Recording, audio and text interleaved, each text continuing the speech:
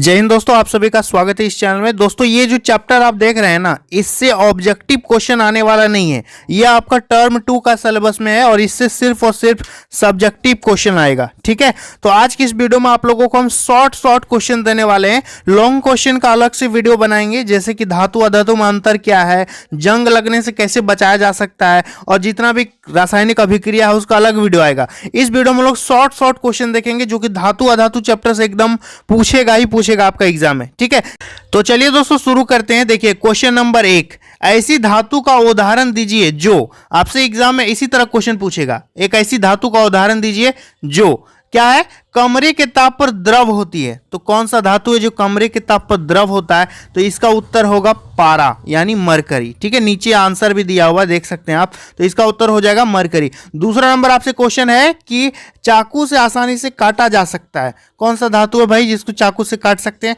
तो देखिए सोडियम को काट सकते हैं, लिथियम को काट सकते हैं और पोटेशियम को काट सकते हैं। समझ में आ गया।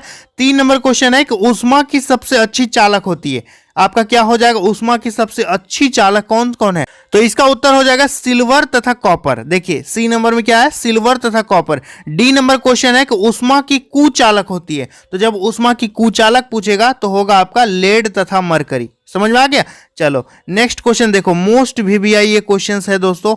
क्या लिखा है पढ़िए, आघात वर्धता तथा तन्य का अर्थ बताइए। बहुत सिंपल क्वेश्चन है कि आघात वर्धता क्या होता है। आघात वर्धता क्या होता है दोस्तों, कि यदि धातु को पीट पीट करके पतली चादर में परिवर्तित किया जा सके, इस गुण को आघात वर्धता कहते हैं। और जब खींच के लंबा तार में बना देंगे ना तो उसको तन्यता कहते हैं। तो देखो यहां पर आंसर लिखा है कि कुछ धातुओं को पीट कर पतली चादर में बनाया जा सकता है, इस गुणधर्म को आघात वर्ध कहते हैं। और कुछ धातुओं के पतले तार के रूप में खींचने की क्षमता को तन्यता कहते हैं। समझ में आ गया। यानी पीट देंगे और चादर बनाएंगे तो आघात वर्धता हो जाएगा, और खींच के तार बना देंगे तो वो हो जाएगा क्या, तन्यता कहते हैं। चलो नेक्स्ट क्वेश्चन देखो, यहां पर क्या लिखा है।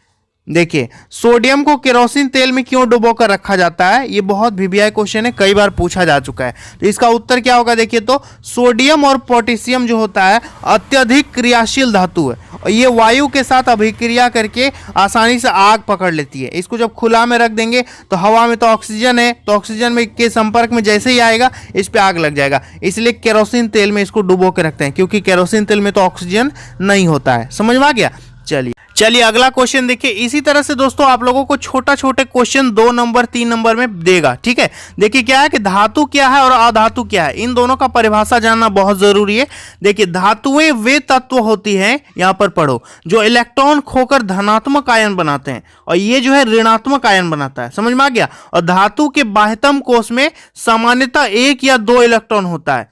ठीक है, और अधातुओं के बाह्यतम कोश में 5, 6, 7 तथा 8 इलेक्ट्रॉन होता है। और इस पे लिखा है कि धातुएं चमकीली होती है, ठोस होती है, धातु ऊष्मा तथा विद्युत की सुचालक होती है, जबकि ये जो है एकदम उसका उल्टा होता है। समझ में आ गया। तो इन दोनों का परिभाषा आप लोगों को याद करके जाना है। नेक्स्ट क्वेश्चन देखो, ये छोटा जो टर्म्स है ना, इससे क्वेश्चन आपका कंफर्म बनेगा। खनिज क्या है, अब ये तो क्वेश्चन कंफर्म आएगा। खनिज क्या है भाई, तो देख लो यहां पर, खनिज पृथ्वी के अंदर पाए जाने वाले वह प्राकृतिक पदार्थ है जिसमें धातुओं के यौगिक पाए जाते हैं। और एग्जाम्पल दे दोगे जैसे मैग्नीज, बॉक्साइड वगैरह वगैरह, बहुत सारा आप एग्जाम्पल दे सकते हो। तो देख लो यहाँ पर डेफिनेशन कि खनिज क्या है, पृथ्वी के अंदर पाए जाने वाले प्राकृतिक पदार्थ जिसमें धातुओं के यौगिक पाए जाते हों उसे खनिज कहते हैं। समझ में आ गया। इसके बाद अयस्क क्या है, अयस्क वह खनिज होते हैं जिनमें धातुओं का निष्कर्षण लाभप्रद हो और जिनमें धातु की मात्रा अधिक हो, उसको क्या कहते हैं,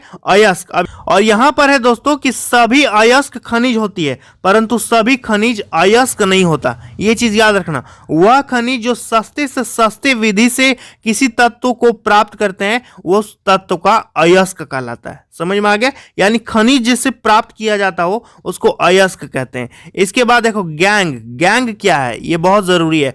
पृथ्वी से प्राप्त खनिजों में मिट्टी, रेत आदि जैसे कई प्रकार का अशुद्धियां होता है, उसको गैंग कहते हैं। जो बहुत प्रकार का अशुद्धि होता है उसको गैंग कहा जाता है। ठीक है, इसके बाद नेक्स्ट क्वेश्चन है कि धात्विक या धातु कर्म क्या है। तो देखो भाई, अयस्क से धातुओं का निष्कर्षण करने तथा धातुओं को प्राप्त करने की प्रक्रिया को धात्विक या धातु कर्म कहा जाता है। समझ में आ गया।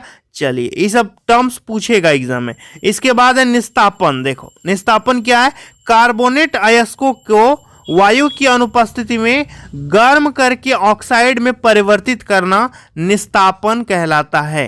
समझ में आ गया? फिर से पढ़ते हैं, कार्बोनेट अयस्कों को वायु की अनुपस्थिति में अयस्क को गर्म करके जो ऑक्साइड प्राप्त किया जाता है उसे निस्तापन कहते हैं। इसके बाद अगला क्वेश्चन देखो, अगला क्वेश्चन है अयस्क का समृद्धिकरण क्या है? अयस्क का समृद्धिकरण क्या है? अयस्कों में अवांछनीय अशुद्धियों को दूर करने की प्रक्रिया को अयस्क का समृद्धिकरण या सांद्रण कहते हैं। ये सारे पॉइंट्स आपको याद करने हैं। इसके बाद है भर्जन क्या है? देखो सल्फाइड अयस्कों को वायु की उपस्थिति में गर्म करके ऑक्साइड में परिवर्तित करना भर्जन कहलाता है। 10 नंबर क्वेश्चन है कि धातु परिष्करण क्या है? धातु परिष्करण क्या है? धातु परिष्करण की कितनी विधियां हैं? तो यहां पर देखो कि अशुद्ध धातुओं को शुद्ध करना धातु परिष्करण कहलाता है। क्लियर है? अशुद्ध धातु को शुद्ध करने की प्रक्रिया को धातु का परिष्करण कहते हैं। Is that clear? अब हम देखते हैं दोस्तों जो छोटा छोटा क्वेश्चन है, जो मोस्ट वीवीआई पूछा गया क्वेश्चन है। देखो क्या लिखा है कि उन 2 धातुओं का नाम लिखिए जिनका गलनांक इतना कम होता है कि हथेली पर रखते ही वो पिघल जाता है। तो हाथ पे रखते ही पिघल जाएगा। ये हो जाएगा गैलियम तथा सीजियम। क्या होगा?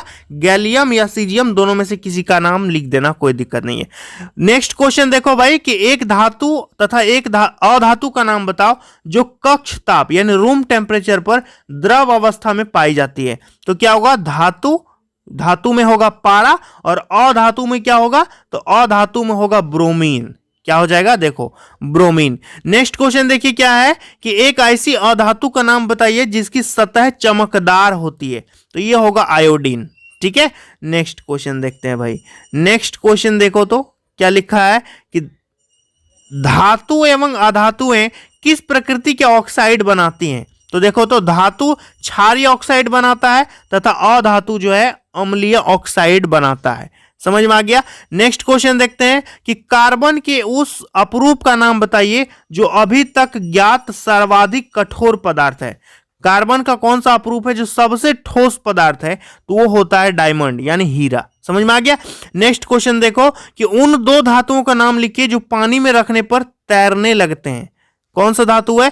कैल्शियम तथा मैग्नीशियम। ये पानी में रखने पर तैरने लगेगा। ठीक है, नेक्स्ट क्वेश्चन देखते हैं। अगला क्वेश्चन बहुत भी आई।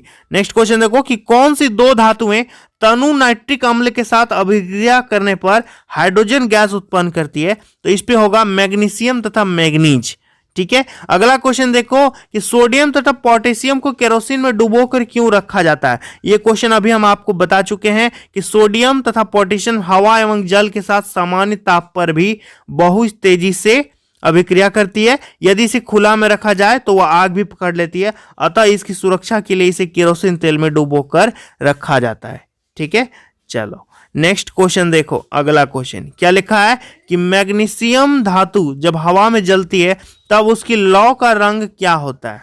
तो आप लोगों ने देखा होगा, तो हल्का हरा और नीला होता है। ठीक है, अगला क्वेश्चन देखो कि 2 धातुओं के नाम बताइए जो पानी से अभिक्रिया नहीं करती लेकिन भाप से अभिक्रिया करती है।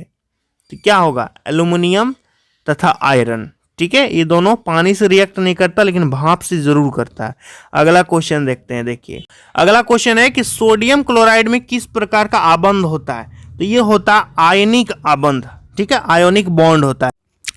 नेक्स्ट क्वेश्चन देखिए कि मिश्र धातु क्या होता है? बहुत इंपॉर्टेंट है कि 2 या 2 से अधिक धातुओं के समांगी मिश्रण को मिश्र धातु कहते हैं। जैसे स्टेनलेस स्टील, कांसा, पीतल, सोल्डर, ये सब को मिश्र धातु कहते हैं। अगला क्वेश्चन है कि तांबा और जस्ते को मिला देंगे तो कौन सा मिश्र धातु बनेगा?